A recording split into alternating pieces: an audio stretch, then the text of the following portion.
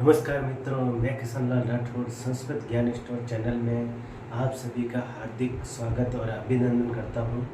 पिछली कक्षा में हमने दीर्घ संधि के बारे में पढ़ा था। आज हम पढ़ेंगे गुण संधि। स्वर संधि का जो दूसरा भेद है वह गुण संधि है। गुण संधि का सूत्र रहते हैं आद गुण। इसकी परिभाषा रहेगी अ या आ स्वर के बाद यदि ई या बड़ी उ या बड़ा उ, री या बड़ी री या ली स्वर में से कोई भी स्वर आता है तो क्रमशः दोनों के स्थान पर ए, ओ, अर तथा अल गुण आदेश हो जाता है। गुण आदेश का मतलब है कि यहाँ पर हम गुण संधि पढ़ रहे हैं तो गुण आदेश यहाँ दोनों के स्थान पर होगा। इसके अंदर सबसे पहला नियम है अ या आ स्वर के बाद में ई या बड़ी ई आती है तो इन दोनों के स्थान पे ए हो जाएगा। क्या हो जाएगा? ए हो जाएगा। जैसे उदाहरण देखते हैं, देव प्लस इंद्र। अब देव में देखिए यहाँ पे अ स्वर है और इंद्र में ई स्वर है। अ प्लस ई इन दोनों के स्थान पे ए हो गया तो देव प्लस इंद्र की मिलकर के क्या बनेगा? देवेंद्र बनेगा। क्या बनेगा? देवेंद्र बनेगा। इसी तरीके से दूसरा उदाहरण देखिए, यहाँ पर अलग टाइप का है। अ और बड़ी मिलकर के क्या बन रहा है? ए बन रहा है। देखो यहाँ पर गण के अण के अंदर अ है और आगे ईश का ई आया है तो गण प्लस ईश से लेकर के क्या बनेगा? शब्द गणेश बनेगा। दूसरा नियम के बाद तीसरा देखिए, यहाँ पर तीसरा उदाहरण क्या बताए गए हैं कि महा प्लस इंद्र। महा में यहाँ पर आ है और आगे यहाँ पर इंद्र का ई आया हुआ है। आ प्लस ई बराबर भी क्या होता है? ए होता है। तो महा प्लस इंद्र से क्या होगा? महेंद्र होगा। क्या होगा? महेंद्र होगा। आगे देखिए, यहाँ पे रमा प्लस ईश है। रमा में यहाँ पर आ है और ईश में यहाँ पर बड़ी ई है तो आ प्लस ई बराबर भी क्या होता है? ए होता है। तो रमा प्लस ईश से क्या बनेगा? रमेश बनेगा। क्या बनेगा? रमेश बनेगा। देखिए, इस पहले नियम के अंदर ही हमने 4 तरीके के उदाहरण लिए हैं और चारों के यहाँ पर देखो स्टेप भी अलग अलग बन रहे हैं। यहाँ पर देखो अ प्लस ई बराबर ए हो रहा है, यहाँ पे अ प्लस बड़ी ई बराबर ए हो रहा है, यहाँ पर आ प्लस ई बराबर ए हो रहा है, यहाँ पर आ प्लस दीर्घ ई बराबर ए हो रहा है। ठीक है ना? तो एक ही नियम के अंदर हमने कितने उदाहरण लिए? 4 उदाहरण लिए। गुण संधि के अंदर देखिए, नियम एक है अ या आ के बाद में ई या बड़ी ई आती है तो दोनों के स्थान पे ए हो जाते हैं। इसके कुछ अन्य उदाहरण भी देख लेते हैं। देखिए, न प्लस इति बराबर क्या होगा? नेति होगा। नर प्लस ईश से क्या होगा? नरेश होगा।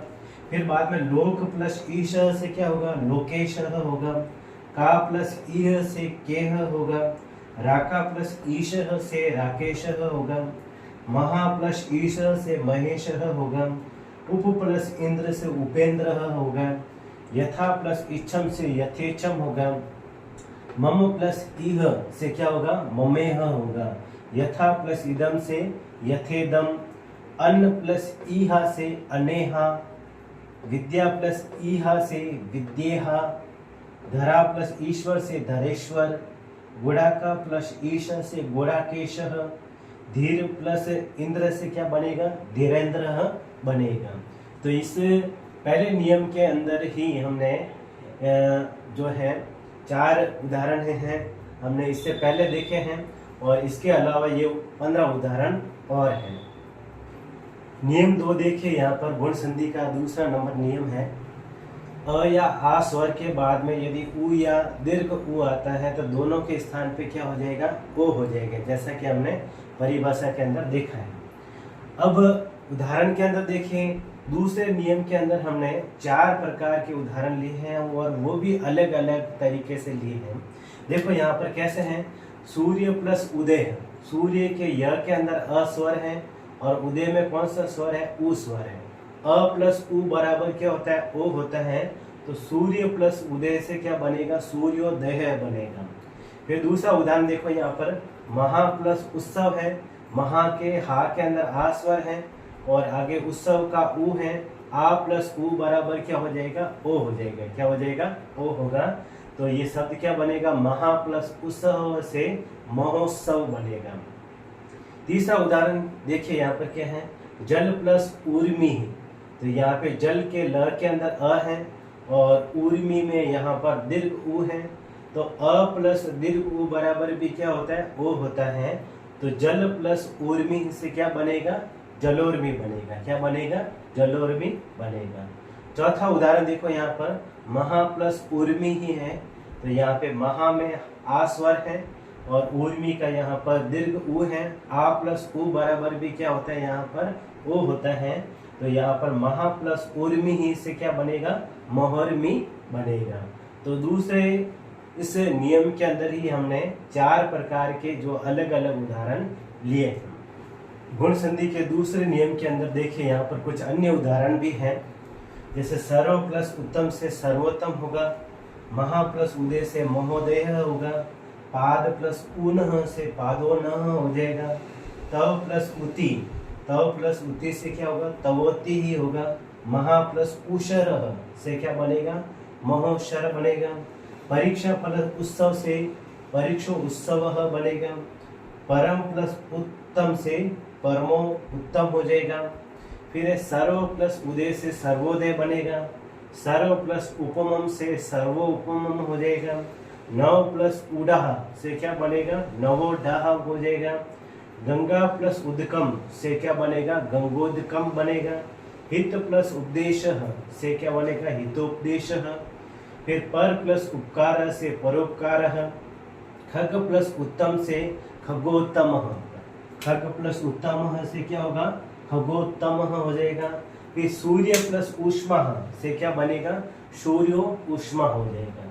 तो इस दूसरे नियम के अंदर हमने जो इसके 4 तरीके के अलग अलग प्रकार के उदाहरण लिए थे और इसके अंदर जो अन्य उदाहरण भी हमने 15 तरह के उदाहरण लिए हैं।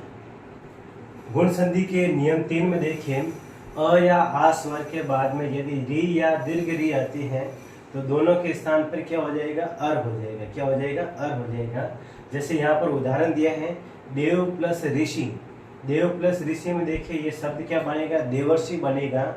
अब ये कैसे बनेगा, यहाँ पर देखिए थोड़ा कि यहाँ पर देखिए देव के व के अंदर अ है और आगे यहाँ पे ऋषि का री है। अ प्लस री बराबर क्या बनेगा, अर बनेगा। इसको थोड़ा और विस्तार से देखते हैं। इस देव व में से क्या निकला, अ निकला बाहर, ऋषि का क्या निकला, री निकला और शी यहाँ पर शेष बच गया। अ और री के स्थान पर क्या हो गया, अर हो जाएगा और देव यहाँ पर वापस इसके पास में आगे रख देंगे और शी यहाँ पर पीछे रख देंगे। अब देखो यहाँ पर जो व है ये स्वर रहित है, तो ये इसके आगे स्वर है तो ये स्वर अ इसमें मिल जाएगा, तो यहाँ पर व पूरा हो गया। फिर आप कहेंगे सर यहाँ पे र है, र के आगे तो कोई स्वर है नहीं, अब र कहाँ पर जाएगा, तो आपको एक जो है तराजू का नियम ध्यान रखना है। तराजू का नियम क्या होता है कि कोई भी तराजू होता है तो जो पलड़ा ऊपर होता है वो हल्का होता है और जो भारी होता है वो कहाँ पर होता है, नीचे होता है। तो सेम ये र का भी नियम ऐसा रहेगा कि जो र मतलब यहाँ पे हलंत है वो ऊपर जाएगा और जो र पूरा होगा, पूर्ण होगा, वो नीचे रहेगा। यानी ये हलंत यानी आधा र है तो ये ऊपर जाएगा और पूर्ण है तो ये नीचे रहेगा। सेम यही आपको नियम रखना है।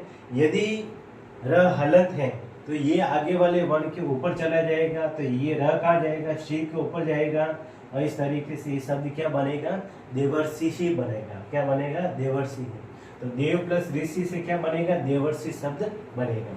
दूसरा नियम इसी तरीके से है। यहाँ पर देखिए महा प्लस ऋषि ही लिया है, तो यहाँ पर महा प्लस ऋषि से शब्द क्या बनेगा, महर्षि बनेगा। अब ये कैसा बना, देखो महा के आ के महा में हा के अंदर क्या है, आ है, ऋषि का री है, आ प्लस री बराबर भी क्या होता है, अर होता है। क्या होता है, अर होता है। थोड़ा और विस्तार से देख लेते इसमें। इस महा में से आ निकल गया बाहर, ह क्या बचा, हलंत बचा यानी आधा बचा। इसके बाद ऋषि का री ले लिया और सी यहाँ पर अलग कर दिया। आ और री मिलकर के क्या बन गया, अर बन गया। वापस इसके आगे यहाँ पे मह जोड़ देंगे और सी यहाँ पर लगा देंगे। फिर बाद में ये जो ह है, ह के आगे क्या है, स्वर है, तो ये स्वर ह में चला गया तो ह कैसा हो गया, पूर्ण हो गया। कैसा होगा, पूर्ण होगा। फिर बाद में आप कहेंगे सर र वाला, तो र में यही नियम लगाना, तराजू वाला नियम। तो तराजू वाला नियम क्या होगा, ये र हलंत है, इसके बाद में कोई स्वर नहीं है, तो ये र का जाएगा आगे वाले वन के ऊपर जाएगा, तो ये सी के ऊपर चले गए। इस तरीके से ये क्या बनेगा, महर्षि बनेगा। क्या बनेगा, महर्षि। तो महा प्लस ऋषि से क्या होता है, महर्षि बनता है। ठीक है। तीसरे नियम के अंदर देखिए कुछ अन्य उदाहरण भी हैं, उसको भी आपको ध्यान में रखना है। ब्रह्म प्लस ऋषि से क्या हो जाएगा, ब्रह्मर्षि बनेगा। क्या बनेगा, ब्रह्मर्षि। ब्रह्म में देखिए यहाँ पे र है और ह के अंदर क्या है, म जुड़ा हुआ है। ठीक है ना। तो ये देखिए यहाँ पर ये कैसे लिखते हैं, ये ह हो गया और ह में हम क्या जोड़ेंगे, म जोड़ेंगे, तो ये बन जाता है ह, है ना।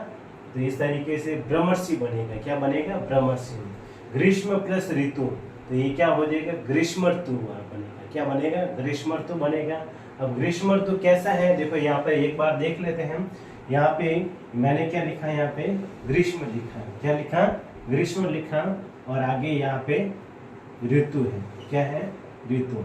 तो ग्रीष्म में यहाँ पे म में क्या है, अ स्वर है और आगे ऋ स्वर है।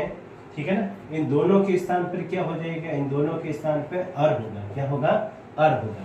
तो यहाँ पर देखिए ये ग्रीष्म का हमने ऐसे कैसा लिख दिया, इन दोनों के स्थान पर क्या हो जाएगा, अर हो रहा है और यहाँ पे तू जोड़ देंगे।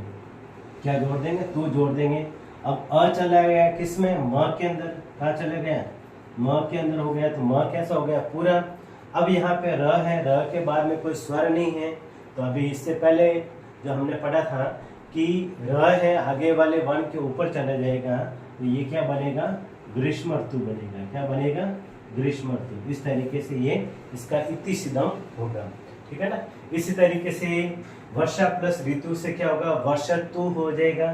उत्तम प्लस ऋण से क्या हो जाएगा, उत्तमण हो जाएगा। कृष्ण प्लस रिधि से क्या हो जाएगा, कृष्णार्धि हो जाएगा। ठीक है ना। सेम जो यहाँ पर जो र वाला नियम आपको ध्यान में रखना है कि र के आगे कोई स्वर नहीं आता है, तो र है वो आगे वाले वन के ऊपर चला जाता है। नियम 4 के अंदर देखिए अ या आ के बाद में यदि ली आती है तो इन दोनों के स्थान पर क्या हो जाएगा, अल हो जाएगा। क्या हो जाएगा, अल होगा। जैसे यहाँ पर एक उदाहरण हमने लिया है, इसको अच्छे से समझ लेंगे तो हम कोई भी किसी प्रकार का उदाहरण आता है तो परीक्षा के अंदर हम कुछ ही समय में कर सकते हैं। जैसे तव प्लस लिकार, तव प्लस लिकार से शब्द क्या बनेगा, तवलकार बनेगा। क्या बनेगा, तवलकार बनेगा। अब देखिए यहाँ पे तव के व के अंदर क्या है, अ है, आगे लिकार का ली है। ठीक है ना। तव में से अ निकाल दिया बाहर, व कैसा बचेगा, हलंत। फिर लिकार में से ली निकाल दिया, कार अलग से हो गया। क्या हो गया, कार अलग से बन गया। ठीक है। यहाँ पे क्या बनेगा, ये तव शेष बचेगा और यहाँ पर कार हो जाएगा। ठीक है। फिर बाद में यहाँ पे और ली के स्थान पर क्या हो जाएगा, अल हो जाएगा। अब वापस तव को यहाँ पर रख दिया, कार को यहाँ पे पीछे रख दिया। फिर बाद में देखिए व के आगे क्या है, अ स्वर है, तो अ किस में चला जाएगा, व में चला जाएगा, तो व कैसा हो गया, पूरा हो गया। वह कैसा हो जाएगा, पूरा। फिर बाद में ल के बाद में कोई भी स्वर नहीं है, कोई भी स्वर नहीं है, तो ल कैसा रहेगा, आधा, और कार जुड़ गया वापस, तो ये क्या बन जाएगा, शब्द तवलकार बचेगा। क्या होगा, ये तवलकार हो जाएगा।